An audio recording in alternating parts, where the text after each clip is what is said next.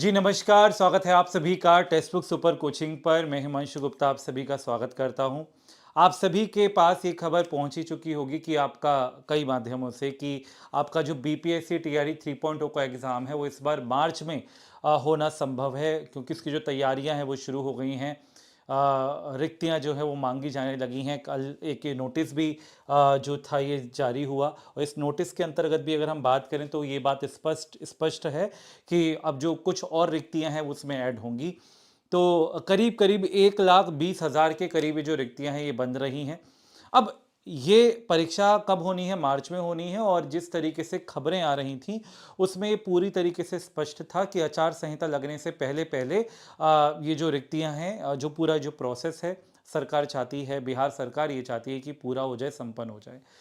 तो 1,20,000 पोस्ट पर ये जो है मौका हो रहा है, तो मिल रहा है। तो टीआरई 1.0 हुआ, टीआरई 2.0 हुआ, और अब टीआरई 3.0 भी यहाँ पर किया जा रहा है।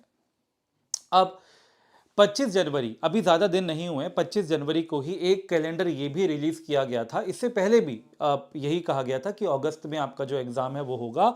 और अभी 25 जनवरी को भी जब रिवाइज्ड कैलेंडर बीपीएससी ने अपना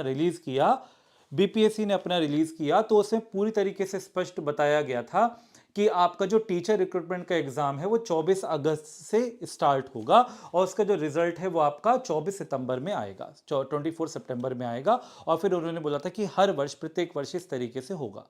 तो कहने का मतलब ये कि बीपीएससी को तक खबर नहीं है कि अगला जो स्टेप है वो क्या होने वाला है। तो ये पूर्ण रूप से राजनीति का एक हिस्सा है।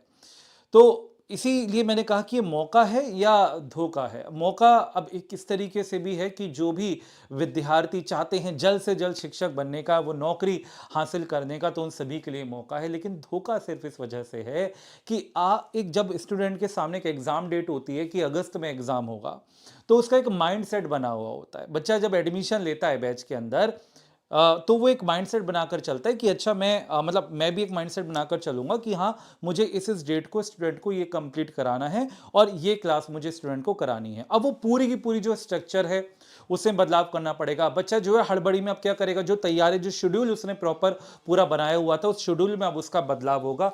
ठीक है, तो यहां पर अगर हम बात करें तो पूरी तरीके से ना एक उथल पुथल वाला माहौल हो जाता है। और आप हमेशा ये बात मानकर चलिए, जो पढ़ाई है वो शांत मन से, शांत दिमाग से होती है। प्रेशर में परफॉर्मेंस सहवाग देते थे, है ना, क्रिकेटर देते थे भैया जी। यहाँ पर पढ़ाई वाली बात है, तो यहाँ पर प्रेशर में जो है ना वो पढ़ाई नहीं हो पाती है। तो एक तरीके से प्रेशर है, मतलब आपने एकदम से बोल दिया कि अभी जैसे ही जनवरी खत्म हुआ कि आप 25 जनवरी को आप एक कैलेंडर में रिलीज किया बीपीएससी ने कि जो एग्जाम है वो 24 अगस्त को होगा। बीपीएससी को भी नहीं पता, तो बिहार सरकार एकदम से ये कहती है कि अब जो परीक्षा है वो मार्च में होगी।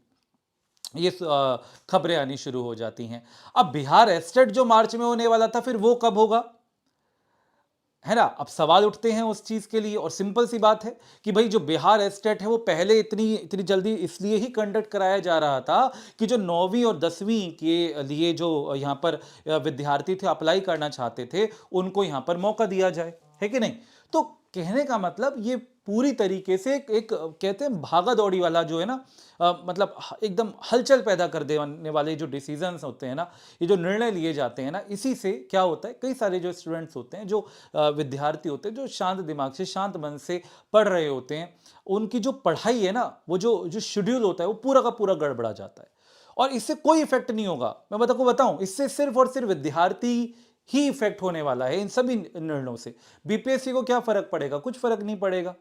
जैसा भाई सरकार का आदेश होगा बीपीएससी को वो करना पड़ेगा। विद्यार्थी के सामने विद्यार्थी फंस जाता है इन चीजों में, है ना। मतलब सरकार तो ये दिखाएगी कि सीधी सी बात है कि हमने अब इतनी जो है वैकेंसीज हमने जो है फिल करी, हमने इतनी जॉब दी हैं, जो कि अच्छी बात है। लेकिन बीपीएससी को हम हमेशा ये लताड़ते हैं, हमेशा हम बीपीएससी को ये बात बोलते हैं, लेकिन बीपीएससी तो 25 जनवरी को कैलेंडर दे रहा है।